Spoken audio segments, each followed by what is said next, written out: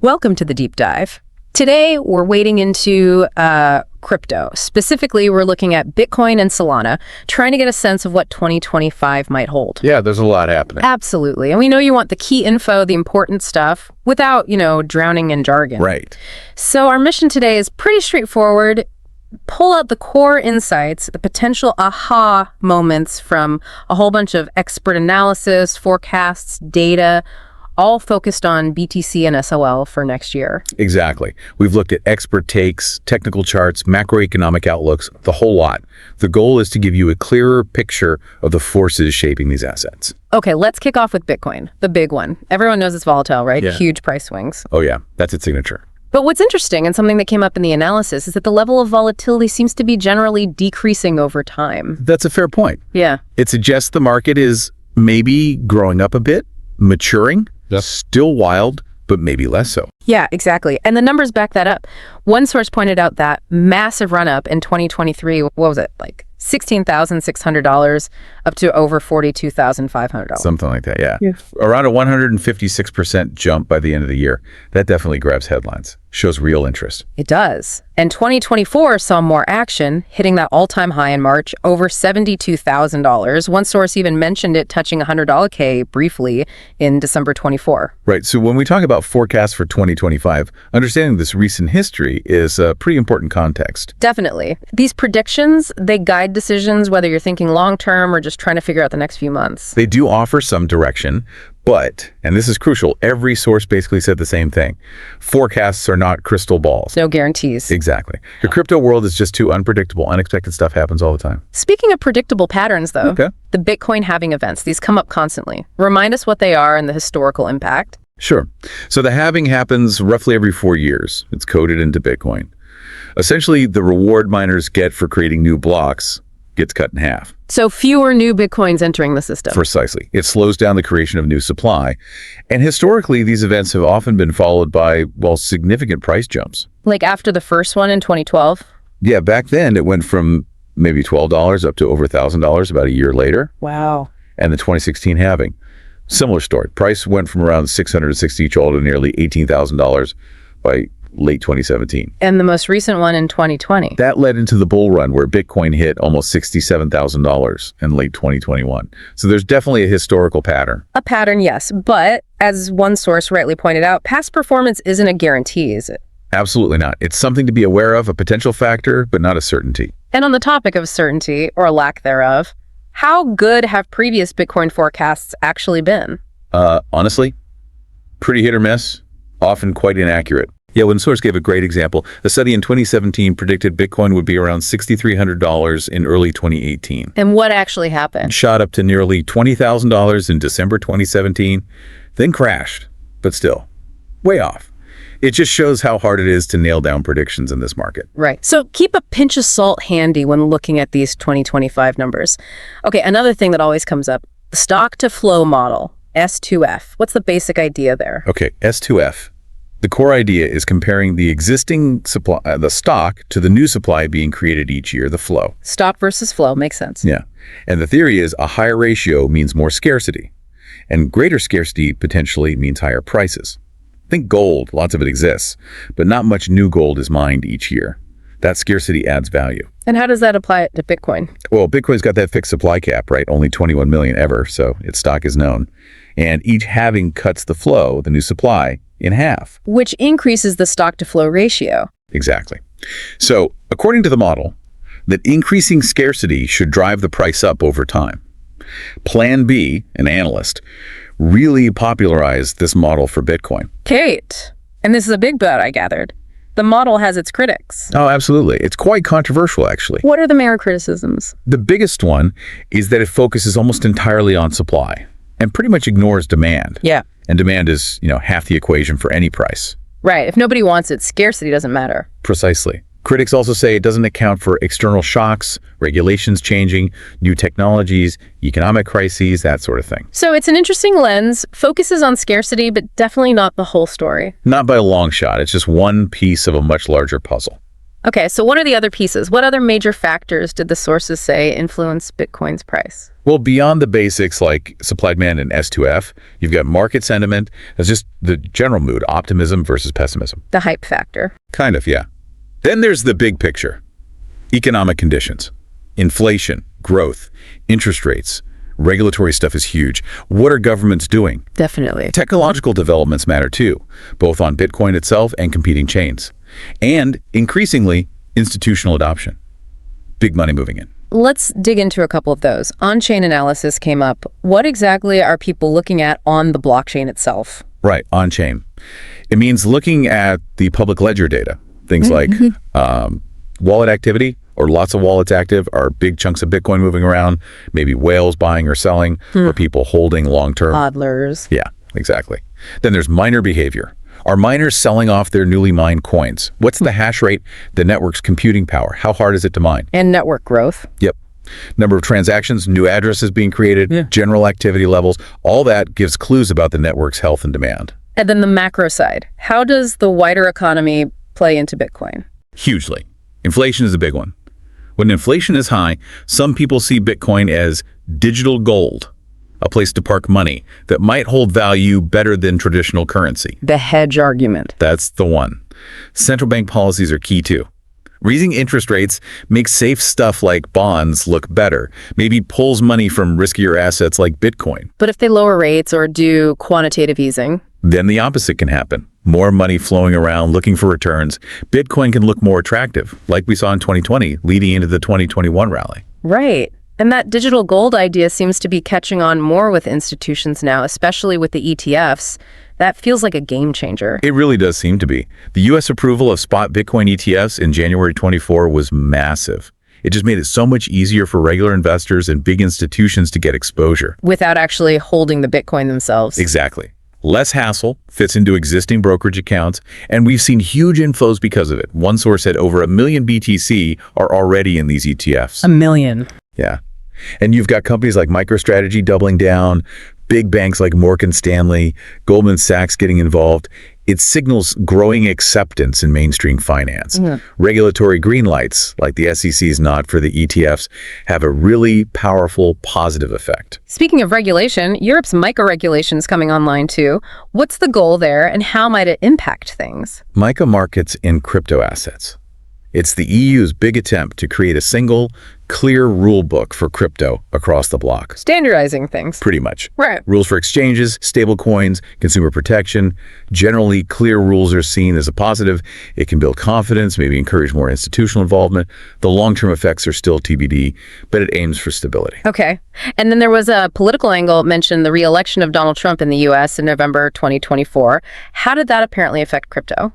Well, one analysis suggested it gave crypto a confidence boost. Really? Why? His administration had signaled a more, let's say, crypto-friendly stance. Talk about making the U.S. a crypto superpower, maybe even setting up a Bitcoin reserve fund. Interesting. Yeah, so that kind of rhetoric seemed to encourage investors, leading to a bit of a price bump. Political wins can definitely sway sentiment in this space. So pulling all these threads together, the halving effect, ETFs, macro factors, politics, what are the bullish forecasts saying for 2025? A lot of talk about prices over $100. That's definitely the theme among the optimists, yeah. They point to rising demand from ETFs, the limited supply getting scarcer after the halving, potentially lower interest rates, making risk assets attractive again, and that supportive political noise in the U.S. Sound like a recipe for higher prices. It could be, but it's a recurring, but the market is still incredibly volatile. Yeah. Any of those factors could shift. Nothing is guaranteed. Right. So what about the other side, the bearish view? Are there predictions for a major drop, maybe below $20K even? Yes, those scenarios exist too. Right. The bears worry about lingering macroeconomic uncertainty, maybe a global recession. They worry about stricter regulations popping up somewhere major. Like China's ban back in 2021? Exactly. That had a huge impact. Or maybe just a general decline in risk appetite, pulling money out.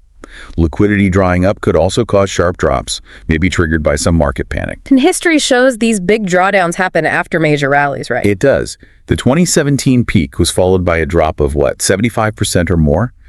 So while many short-term 2025 forecasts are still way above $70, some analysts see potential for a longer-term slide, depending on how the global economy and regulations shake out. And the middle ground, the neutral forecasts, where do they see Bitcoin landing? They often point to a range, maybe $30,000 to $50,000. They see the positive signs, like institutional interest. They also see the headwinds. Exactly. Economic uncertainty, regulatory question marks, geopolitical tensions may be making investors cautious.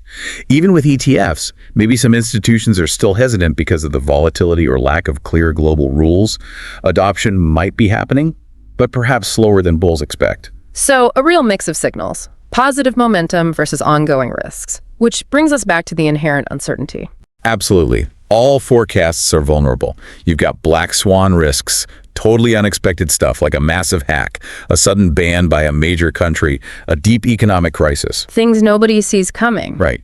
Then there are geopolitical flare-ups, sudden tax changes, new rules on exchanges, and market sentiment can swing wildly based on, say, a big crypto company going bust, or a breakthrough tech, or even just a famous CEO buying a lot of Bitcoin. It makes long-term prediction incredibly tricky. Looking specifically at the year ahead, what factors did sources flag as being particularly key for Bitcoin in 2025? Well, the continued rollout and potential approval of spot Bitcoin ETFs in other big markets like Europe, particularly Germany, could be huge. More capital inflows. Makes sense. The political climate in the U.S., if it stays crypto supportive, could continue to help sentiment and adoption. And the digital gold narrative. Yeah, if economic uncertainty persists, or if central banks keep monetary policy relatively loose, that could keep driving demand for Bitcoin as a store of value. What about technology? Layer 2 solutions, like the Lightning Network, are important. Anything that makes Bitcoin faster and cheaper to use for everyday transactions helps its long-term case. Scaling is key. Okay, so wrapping up the Bitcoin section, we saw quite a few specific price predictions from analysts for 2025. Can you recap some of those? Sure. They were generally bullish. Titan Crypto was looking at $137,000 based on liquidity and technical chart patterns. Okay. Bernstein predicted $200,000, citing ETF flows, potential Trump policies, and the halving supply squeeze. 200,000. Standard Chartered had a range of 200K to 250K, thinking about U.S. retirement funds getting involved, maybe nations buying Bitcoin reserves, and growth in options trading. Even higher. Bitfinex was a bit more moderate, maybe $145K to $200, looking at historical cycles and liquidity. H.C. Wainwright & Co. targeted $225,000, focusing on ETF traction, corporate adoption, and macro signals. And Robert Kiyosaki. He was also in the $180K to $200K camp, pointing to macro instability and political noise as drivers. Quite a consensus towards significant gains, at least among those analysts. Okay, let's shift gears now. Solana, SOL. The sources mention some interesting parallels between its recent price action and how Bitcoin and Ethereum performed in earlier cycles, like 2019 to 2021. What's the connection? Yeah, it's about the pattern. After Bitcoin and Ethereum broke out of their earlier price ranges, they had these massive bull runs, right? Bitcoin went from around $3,400 up towards its peaks, Ethereum from like $80 to over $4,000. Huge moves. Exactly. And Solana, after hitting a low around $7.50, started showing a similar pattern, making higher lows and higher highs. Technical analysts often see that as accumulation, building energy for a potential big move upwards. It looked like it was echoing those earlier BTC and ETH cycles. So if that pattern holds, where could Solana potentially go? $1,000 was mentioned as a possible target. That was one interpretation, yeah. If it truly mimicked those past cycles and broke key resistance levels, $1,000 was seen as a possibility. The analysis also mentioned Fibonacci levels around $919 acting as a potential target zone. And where was SOL trading when that analysis was done? It was nearing $410, I believe. So getting to $1,000 would be a substantial climb, but, not unheard of in crypto bull markets. Definitely not. Now, another really interesting point about Solana, its emerging dominance in AI agents. Tell us more about that. This is a big one. Solana seems to have carved out a real niche here. The market cap of AI agent tokens built on Solana reached over $5 billion. Wow, compared to other chains? Way ahead. Significantly more than Base or even Ethereum in that specific sector. And the number of AI agent tokens hosted, over 200 on Solana, more than any other blockchain. What does that signify? It suggests a really vibrant grassroots ecosystem. Lots of developers choosing Solana for these kinds of AI projects. It points to maybe Solana's speed and low cost being particularly suitable for AI applications. It's strong bottom-up innovation. That sounds like a powerful growth driver. Okay, something else mentioned was Solana's resilience despite the FTX situation. They had to sell off a lot of SOL, didn't they? They did. FTX transferred something like 4.26 million SOL, worth nearly $500 million at the time, to exchanges like Coinbase and Binance, clearly intending to sell. And usually that kind of selling pressure would tank the price. You'd expect it to, yeah, especially with large chunks being unstaked and sold off. But Solana's price actually held up remarkably well. It fluctuated, sure, but stayed around key support levels without collapsing. What does that tell us? It strongly suggests there's enough underlying demand, enough buyers stepping in to absorb that massive selling pressure from FPX. It's a sign of market strength and confidence, even though FTX still holds a lot more SOL that's staked. Interesting. Okay, let's look at the technicals again, specifically the SOL-BTC pair. What did the analysis show there? Right, SOL-BTC. It hadn't been super bullish since early 2024, but the analysis saw signs of a potential turnaround. After going sideways and then dipping, it seemed to find solid support. And why is trading SOL against BTC potentially interesting? Well, if Bitcoin is generally rising, but you think Solana might rise even faster, trading the SOL-BTC pair can capture that outperformance. Got it. Any specific technical signals? Yeah, the price dipped below the 0.618 Fibonacci retracement level. That's a key technical marker, but then it bounced back strongly before hitting the next level down, 0.786, and recovered above the 0.618. That kind of bounce and reclaim is often seen as very bullish. So potential for SOL to outperform Bitcoin. That's what the analysis suggested. Even talking about a potential new all-time high for the SOL-BTC ratio, similar to optimism around other altcoin BTC pairs. Solana was described as fast-growing, strong support, global adoption, a top altcoin. And recent price action supported that. At the time, yeah. It had just put in its second green weekly candle, and the second one was a strong full candle. That often signals continued upward momentum, maybe like late 2023, early 2024, potentially leading to a big final push later in the bull market. So fundamentally strong with AI, resilient against selling, and technically looking bullish. Sounds pretty good. But one source did raise some red flags, specifically for small and medium businesses in Europe thinking about Solana ETFs. What were the risks? All right, important counterpoints. First, just the sheer volatility. Solana swings wildly, an ETF smooths it a bit, but doesn't eliminate the risk of big losses for an SME. Okay, what else? Regulation. It's messy. The SEC calling SOL a security in the US complicates things. And European SMEs have their own complex rules, AML, KYC, and the big MiCA regulation. It's a compliance headache. Centralization concerns too. Yes. A relatively small number of validators control a lot of the network. That raises questions about resilience, especially given Solana has had outages in the past. Outages shake confidence. Any other worries? Market manipulation fears things like wash trading and the lack of a mature, regulated futures market for SOL, unlike BTC or ETH, which limits risk hedging tools. And the meme coin factor. Yeah. Solana is a hotspot for meme coins. That adds another layer of speculation and volatility, making risk harder to manage for serious investors like SMEs looking at an ETF. Those are definitely serious risks to weigh. On the flip side, though, Solana's tech does have advantages, particularly for payments. Absolutely.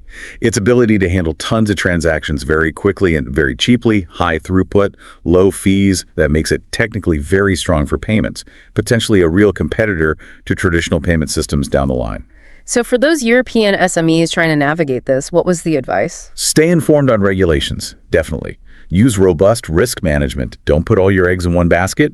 Talk to compliance pros who know crypto. And use regulated platforms where possible. Makes sense. And looking broadly again, how do macro factors tie into Solana and the wider crypto market in 2025? It's the same big picture drivers we talked about for Bitcoin. Inflation, interest rates, huge impact. If inflation cools and rates come down, that could pump liquidity into risk assets like SOL, potentially driving big altcoin rallies. But if inflation stays high, then central banks might stay tight, pulling money out, potentially hurting prices. Regulation clarity is key for confidence in institutions. Global economic health, geopolitical events, they all set the backdrop. Got it. And finally on Solana, we had one specific prediction mentioned from Binance Square, from G. Arono. Yes. Based on their technical analysis, particularly that SOL-BTC pair, they expected Solana to hit a new all-time high by late 2025. Okay, so wrapping this all up, we've covered a lot of ground on both Bitcoin and Solana. What are the main things you think our listeners should take away? For Bitcoin, I think it's that tension. You have strong bullish forces, ETFs bringing in money, the halving supply effect, maybe hopeful macro and politics. But you also have real risks, volatility, regulation, economic uncertainty. A push and pull. Exactly. For Solana, it's the impressive tech story. The speed, low cost, the lead in AI agents, plus that technical resemblance to past bull runs. But balanced against legitimate concerns about centralization, network stability, and that speculative froth. So two very different assets, both with potential for big moves, but driven by different things and facing different hurdles. Well said. And underlying it all is that inherent unpredictability of crypto. Right. We analyze, we look at trends, but unexpected things can always happen and change the game quickly. Absolutely. So, a final thought for you, our listener.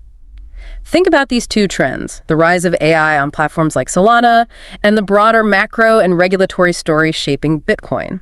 How might these seemingly separate developments intersect and shape crypto's future, even beyond 2025? Something to chew on. Definitely food for thought. Thanks for joining us on this deep dive.